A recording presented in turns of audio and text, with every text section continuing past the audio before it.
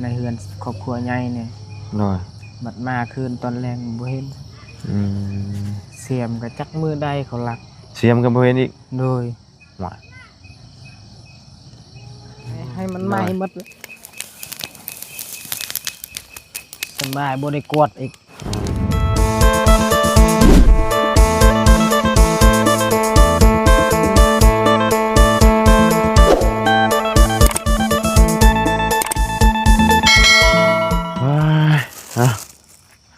คำมืดเลยพี่น้องเลย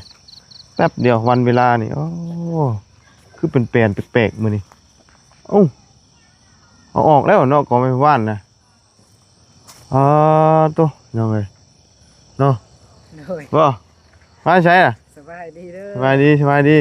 มาแต่เอาโคมมาสากบ่เอาไปก้านหนูบ่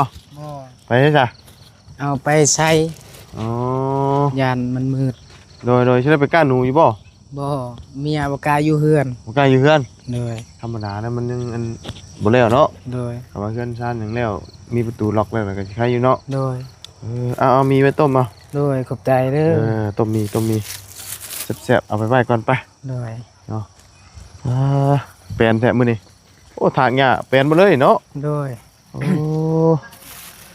ตัดหมดแล้วกบตัดหมดแล้วบ่ล่ะโดยใช้เบิ่งดูกึกมื้อนี้เฮ็ดงานเฮ็ดเวียกบ่ได้พักเลยโอ้หมดเลยนี่โดยโอ้ตัวพี่น้องเอ้ย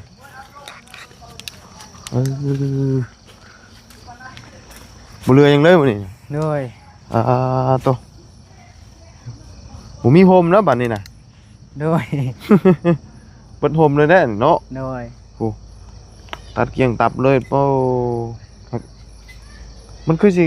กลง่ายดอกเบิ่งกอไม้ไผ่ตัวนี้เนาะยันมันแข็งเพราะว่ามันอันนี้เด้อันนี้มันโผล่ขึ้นมาอยู่เด้นี่หากมันหากมันนี่จงสิกลแบบว่ามันยังมีอีกหากมันอยู่ไหนเลยมีรถพอร์ตใครในกดไปต่ำรถดิโดยบ่นี่ก็เฮาตัดมันตายนั่นก็บ่หึงเนาะเนาะก็เดียวกับอันนั้นตายเนาะแต่ยังบ่เบิดนี่เนาะโดยเอาผ้านี่บ่ตัดน่ะแม่นตัวผ้านี่ได้เพิ่นตัดเนาะผ้าตัดไปแน่นี่ถือว่าเบิดเลยนี่โอ้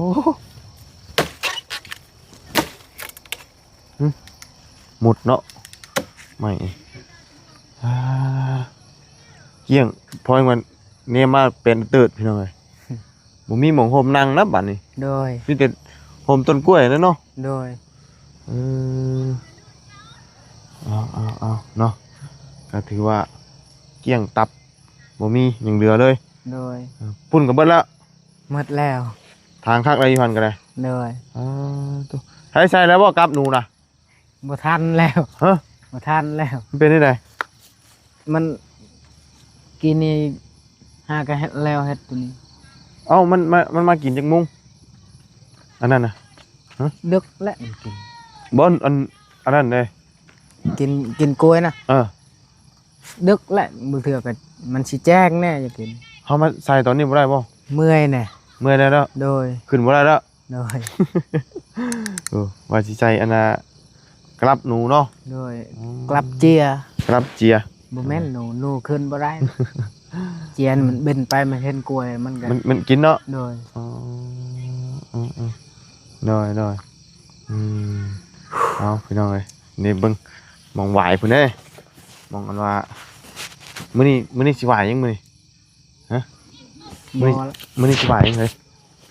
ฮะไหว้เจ้าที่เจ้าทานนะบ่หวายบ่มื้อบ่มีแต่พังนอนซื่อกันอันนี้กิโลได้นี่เนาะโดยกิโลเพิ่นจุดทูปนี่กิโลเวียดบ่แม่นเป็นแบบว่าอันนั้นบ่ช่องสิแซ่บปานใดเนาะโดยสบายดีเด้อพี่น้องเนาะดอกคำไว้เนาะโดยข้าวเดียวสุดยอดพี่น้องยอมรับเลยเมื่อยแห้งมึงโดยเมื่อยก็พักก่อนเนาะแปลนนี่เลยเกี่ยงเติดเลยพี่น้องโอ้มื้อนี้บ่มีลมมื้อนี้เนาะโดยวานนี่มันมีลมโดยมื้อเช้านั้นก็บ่มีลม โดย แปลกนะบางมื้อก็มีลมบางมื้อก็บ่มีลมเนาะแต่มื้อนี้สงัดเลยใบไม้ใบตองกล้วยมันบ่ติง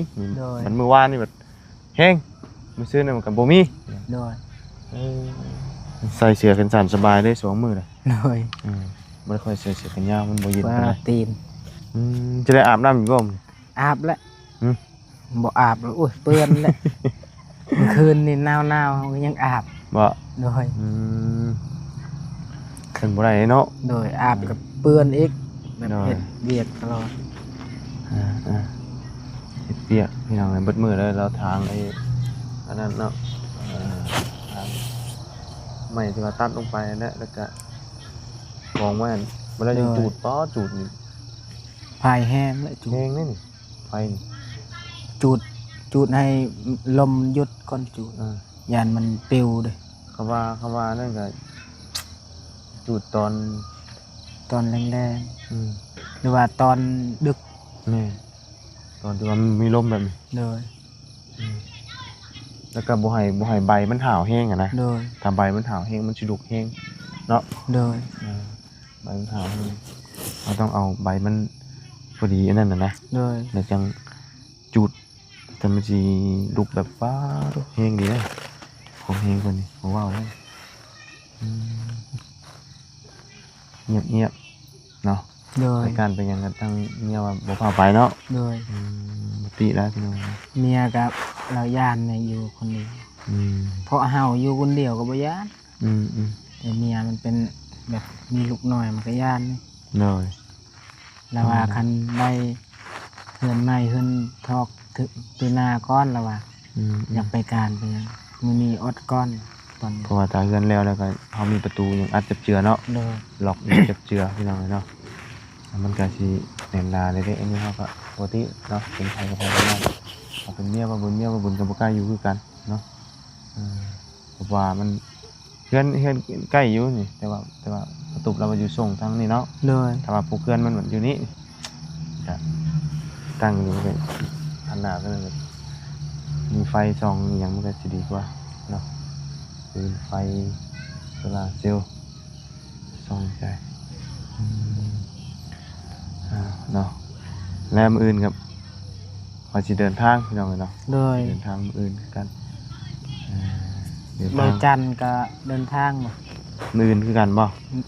โดยละบ่จันทร์ได้มาแจ้ง หน่อยกันมาเมื่อวานเลยเนาะ โดย มาเมื่อวานแต่ว่าเดินทางมื้ออื่นพอมันมารอบนี้เจาะพี่น้องเนาะมันเจาะงานบุญก็เลยพากันกลับก่อนรอบนี้เจาะงานบุญหลายเนาะ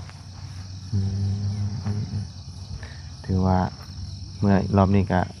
ประมาณ 4-5 มื้อนะ โดย เนาะมี2งานนี่เด้ โดย งานบุญที่2ธันวาคมกับงานปะทะอิงหัง โดย เนาะต่อกันเลยยาวเลยพี่น้องเนาะจักสิมีเงินเล่นหรือบ่ ไปมันก็บ่มีหยังหรอกมีแต่ย่างในงานซื่อๆน่ะไปมื้อ1-2 มื้อก็พอละ โดย เนาะไปกูมื้อนั้นคือว่านะบ่ไหวแล้วพี่น้องงานมันหลายเกินค่ะปล่อยไปมันก็บ่มีหยังมีแต่ย่างเลาะเบิ่งของค้าของขายนั่นแหละ โดย ลึกปุ้ง โดย ลึกโป่งเท่านั้นแหละเนี่ยเล่นก็ได้หลัก ม้วนได้ยิง ๆมวนแล้วแต่ว่า เฮางงยิงตัวนั้น มันบ่แตก แต่ว่ามันไม่อยากถึกแล้วเนาะมันบ่อยากแม่นสามดอก10,000ก็ได้น้ำ2 ขวดสิ โด ได้ ย ตุ๊กตาอย่างเงี้ยแพงไปอีกได้แต่น้ำมันแหละมาบุญก็ได้ โดย ไปเล่นยามใดนี่เอาแต่น้ำจักจะเอาอย่างเด้ โดย อยู่จนนักเบิดอยู่จนแขนกงมันถึก3 บาทหนึ่งบันไดนำ6 ตุกคนเด้ โดย 6 ขวดเนาะก็แสดงว่ามื้ออื่นนี่ก็บ่มีพายุเลยเนาะ โดย กลับหมดเลยเด้อนี่เมื่อหมดเลยครับผมจะเล่ากับชิเมื่อมื้ออื่นนี่เนาะ โดย กลับบ่มีพายุเลยพี่น้องเนาะเพราะว่ากลับไปเลย จังหวะเนาะทางว่าเพิ่งเพิ่นได้บอกอยู่บ่ บ่เพิ่งบ่ ยังบ่ โดย บางเทื่อเพิ่นอาจจะอยู่ต่อจังเนาะ โดย เพราะว่าทางมาบุญสิเดินทางก่อนพี่น้องเนาะเดินทางวันที่1วันที่2เนาะเล่น2มื้อนะ โดย ไปครอบครัวมาเล่นตอนแรกนั่นแหละมันมีหยังเนาะลูกขี่มักใช้เลอะ โดย ลูกใหญ่เลยเด้ตั้งแต่โทรมายามใดก็พอเลอะสิได้เลอะ โดย เลอะ นั่นแหละเนาะมื้ออื่นเดินทางช่วงก็สิบ่ค่ำปานใดดอกมื้ออื่นเนาะเพราะว่าเมื่อแล้วก็ต้องพาครอบครัวออกมาเงียบบ่มีลมโอ้สบายนอนเนาะยันแต่ร้อนเด้อจังเอ้ย โดย แต่ว่าก็สิบ่ร้อนดอกมันก็มีอากาศอยู่เย็นอยู่แต่ว่ามันบ่สะเงียดแฮงอะนะมื้อนี้เนาะปกติมันสิเย็นมื้อนี้จักอบชาเนาะมื้อนี้เด้อใช่เฮ้ยโอ้เช้าหามื้อนี้น่ะ โดย บ่เย็นมื้อนี้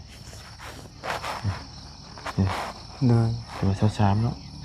กดมา23อัปเดต23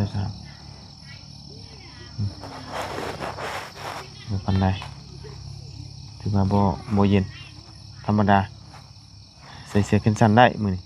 โดย เนาะพี่น้องเอ้ย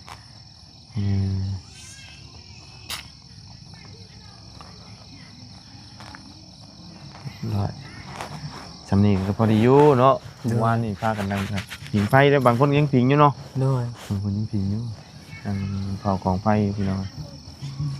เย็นจ้อยแหละ นั่งเผากองฟืนกองไฟผู้เฒ่าเนาะชวนหลาย โดย กับเด็กน้อยสาวผู้บ่าวนี่เบียบทิ้งไปแล้วพี่น้องก่อนไฟได้ผู้บ่าวมาเล่นน้ำเนาะ โดย หลินก่อนไฟติดเชื้อผ้าได้ โดย เนาะเอาตัวนี้กันยังขาดงบ3อย่างบ่มียัง3อย่าง 3อย่างหลังคาแล้วก็บานประตูแล้วก็ ค่าสร้าง แล้วบ่แม่นคาซา หึ ยัง มันสลาบ่ แม่น ยุงอันลักๆกันบ่ โดย ยอมยังขาดบ่ โดย หลังคามันสลาบานประตูมงกบนะมันก็ถูกกันชุดนี้ก็โบราณเนาะตัวเนาะแต่ว่าไม่สลานี่ก็เป็นโบราณก็มันสิบ่ได้ใหญ่ปานใดนะเนาะ โดย แต่ว่าตอนนี้นะตัวนี้ตัวคาสร้างนี่บ่ฮู้ว่าจักลาด โดย เป็นยังหลายอย่างอยู่นะพี่น้องเนาะยังหลายล้านอยู่ โดย หลายล้านอยู่ประมาณ30ล้านเพิ่งจะพี่น้องก็มันบ่กลัวแล้วเนาะค่าสร้างก็ยังบ่ฮู้เลยว่าสิเท่าใดยังหลายอยู่30-40ล้านเพิ่งจะยังคำนวณบ่ได้เนาะเพราะว่าเฮายังบ่ฮู้ค่าสร้างเนาะ โดย เฮาฮู้ค่าสร้างนี่ก็ใครอยู่โอ้ยยุงบ่คือหินเฮ้ยเจ้ายุง ยุง บ่เฮ้ย โดย บ่ได้จุไฟบ่ต้องหาจุดที่อย่างนี้ โดย มีจุดนั่นเนาะให้มันควันกุ้มขึ้นไปพอได้ให้มันอูดมันว่ายุงอูดหินเนาะรถที่ห้างจะจอดเสียอยู่หั่นบ่ แม่น จอดมันเลยบ่ตอนคืนจ้ะ นี่บ่จังได๋เมียนคืน บ่ ยานขอไปหน่อยพอหาย บ่ลักบ่ห่างๆกี่กะ ก็เฮาบ่ฮู้ว่าเขาสิรักหรือบ่รัก ม ก็เฮาต้องอันนั้น ย่อย เตรียมก่อน อืม เฮาป้องกันเอง ใช่คือได้ยินอหยังอาจารย์เล่าว่าหน้าเจ้าก็ถึกลักบ่ แม่น อันสิไปยิงหนูได้ แม่น เอาลักอยู่ใช่น่ะ นี่แหละมื้อนั้นค่อยเอาไว้นี่ เรื่องเจ้ามานี่แล้ว โดยตอนมือสิอยากนอนครั้งแรก เฮาก็เอาไปนาก่อน แล้วเฮาปะอยู่นี่แล้วเฮาเมื่อคืน บ่เห็นมื้อใดนี่น่ะ ต้นแรงหมด ฮะ ห ฮะ บ่เห็นมื้อใดวะ มือนั้นเลยบ่ บ่เห็นมื้อนั้นเลยบ่ โดย อ๋อ มือเฮาเอาไปนั่นเลยบัดเฮาเมื่อเอาเครื่องเอาของอีกตอนแรกแล้วก็ซอยเวียกงานในเฮือนครอบครัวใหญ่เนี่ย น้อย บัดมาคืนตอนแรกบ่เห็น อืม เสียมก็จักมือใดเขาลัก เสียมก็บ่เห็นอีก โดย ว่าบ่ปานใดแล้วเนาะ เสียมก็เฮ็ดคักเอาเสียมตอกตะปูข้างแน่ เสียมอันว่าขุดอันมื้อนั้นบ่มื้อขุดเฮือนบ่ แม่น เฮียแล้ว โดย เท่ากับบ่มีเสียมแล้วบัดนี้ เบา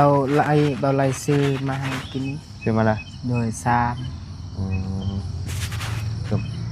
มันเป็นตะปะไว้ปานใดเนาะ โดย ตาไว้บ่เฮียเบิดเฮียงก็ได้ ขนาดเสียมยังเขาเอาไป อืม สื่อก็บ่แพงปานใดเสียม ยังเอาเนาะ โดยนาก็คือการเฮ็ดเองก็ได้เหมือนเฮ็ด ขี้ข้านเฮ็ดเด้ โดยจักนำ เฮ็ดเองเพื่อสิได้บ่ โดย ยันมันบ่แม่นเด้ โดย ของเจ้าเฮ็ด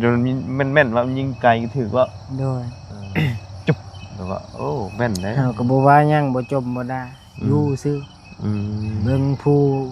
กันฮู้เทื่อนานเบิ่งไปเราสิมันยืนได้จังได๋ เอาหลักเนาะ เด้อ มันหลักของเจียงพี่น้องหนา เรา แล้ว ตั้งแต่น้อยจนใหญ่บ่เคยรักอีหยังบ่ อืม บ่เคยอยากแบบอยากนั้นอย่างนี้มีแต่ข้อ หน่อย ไปนำเวียดขนาดไปรับจ้างเวียดอยากเบิ่งใจเฮา เพิ่นเฮ็ดได้ได เราปะเงิน เออ เราปะเงิน3 ล้านเงินเวียดนั่นแหละ 3ล้านเวียด เด้อเราปะอยู่ในเพียงเราไปตัดกล้วยแล้วเราปะในเพียง เราเบิ่งใจเฮาเห็นก็เฮาคิดอยู่ว่าอยากเอาโดย อืม ว่าเฮาคิดอีกคิดต่อไปแม่นเวียดสิลองใจเฮาบ่ อืม เฮาคิดไปยาซะไปคืนเราซะ อืม เฮาก็บ่เอา ครั้งแรกนี่คิดอยู่ว่าสิเอาเนาะ โดย อืม แต่ว่าคันหรือว่าเวียดบ่ลองใจเฮาก็บ่เอา อืม แบบเฮาบ่ได้ตัวนี้แบบเทวดาพามันยังก็มันเบิ่งแย่งเฮา อืม มันเห็นเฮาแบบคนดี หน่อยตัดสินใจไปคืน โดย เออ คนโลโลเลนนี่โอ้ยเขาเอาน่ะไปแล้วละ อืมเนาะคือคนแบบติดหืดติดยาเนี่ยเนาะ เอาแล้วได้ แต่เฮานี่ก็ โอ้ยุงนี่ ตั้งใจ ก็ได้คืนเพิ่นเนาะ แบบ เนี่ย เพื่อ แล้วเพิ่นว่าในใดบัดนี้เฮาไปคืน ละว่าก็ขอบใจหลายแล้วอะ อืม ค่อยฮู้แล้วว่าเราลองใจ อืม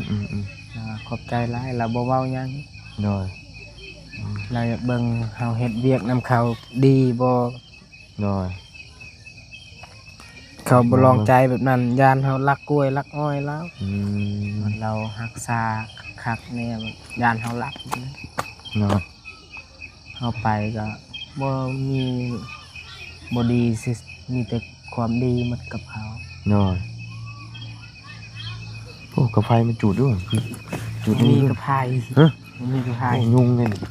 กาไฟอยู่ใช่จ้ะ ไผเมียไว้แล้ว เบิ่งจุดนั่นมีไฟกันนี่กันยุงหลายเลยยุงกัดนี่จุดนี่นะนี่เนาะพอมันนั่นเลย เอาไผก่อน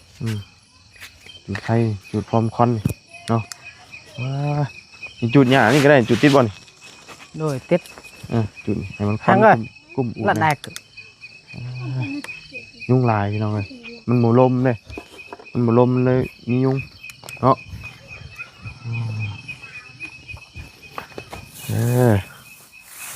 ว่ามันลมน่ะมันจะมียุงเนาะนี่มันลม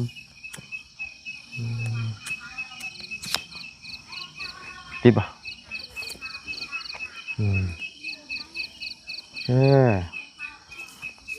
ติดป่ะบุ๊ ติดแล้ว ผมคอนกุ้มเลย แบบมันยังบ่แห้งมันมีแต่ควัน บ่เห็นครับเนาะ เลย บ่เห็นครับมันเจ็บ เมียแบบรักษาตัวนี้ แปดหมด ไหนยุง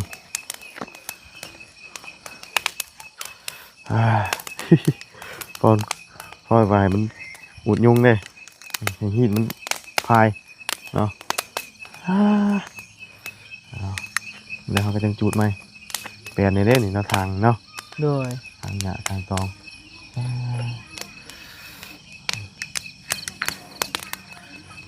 ไม่เป็นไรเป็นขี้ดิน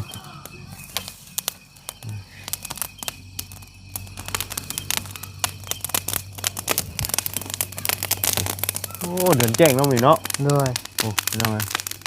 แจ้งมันนี่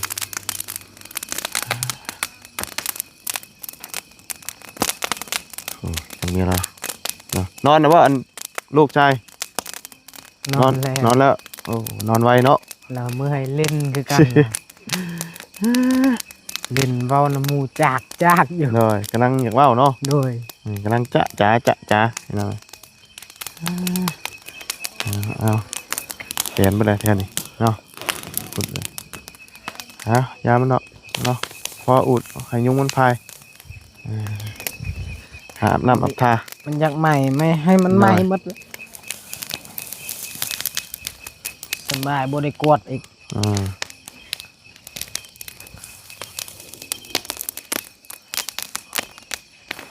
ยุงกันนี้แน่นี่มันบ่มีลมนะมันเลยมียุงคำว่ามันลมยุงมันสิบ่มี โดย หนาวนี่นี่รถคือจะเป็นหินเนาะเป็นหินนะโมเมนต์ยุงอุดคอนมันพายไปเอาแปลนเติดทั้งนั้นก็ได้กอไผ่มวยกอไผ่ก็หน่อไม้อันเป็นปลูกนะปลูกมากินแต่ว่าวันนี้ยังมาตัดแล้วแปลนมาเลยทางนี้เลยจะแปลนมาเลยไม่ไหวจะอันเลยลงมาเลยบ่ายเนาะไปฉันเอามีแต่หามนะอาบทาเด้อ โดย อื่นพอกันไหมเนาะ โดย อื่นเพื่อนแหละพี่น้องเลยสวยๆเพื่อนแหละเข้ามา โดย ลำลากลับบ้านมืออื่นนี่เนาะ โดย โอเคไปสบายดีเด้อ ส น้ บา อย งเด้อ ดีเด้อ ดีนี่แห้งมาหามน้ำอาบทาเขานอนพักผ่อนอันนี้มือเลยเนาะตัดไม้โอเคไปเอาขาดเนี่ยกวดให้ขาดเจาะกวดใส่นี่บ่ขาดกวดนี่เนาะจุดครับไปจ้ะพี่น้องเลยพบเจอกันใหม่พี่น้องเนาะอากาศบ่เย็นปานใดมื้อนี้พอดีอยู่มื้อนี้เนาะอาบน้ำกับพอดีสบายมื้อนี้เนาะไปจ้ะพี่น้องจะมีลำลาเด้อพบเจอกันใหม่เนาะขอบคุณพี่น้อง FC ที่ติดตามรับชมพี่น้องไปเนาะไปแล้วสบายดีไป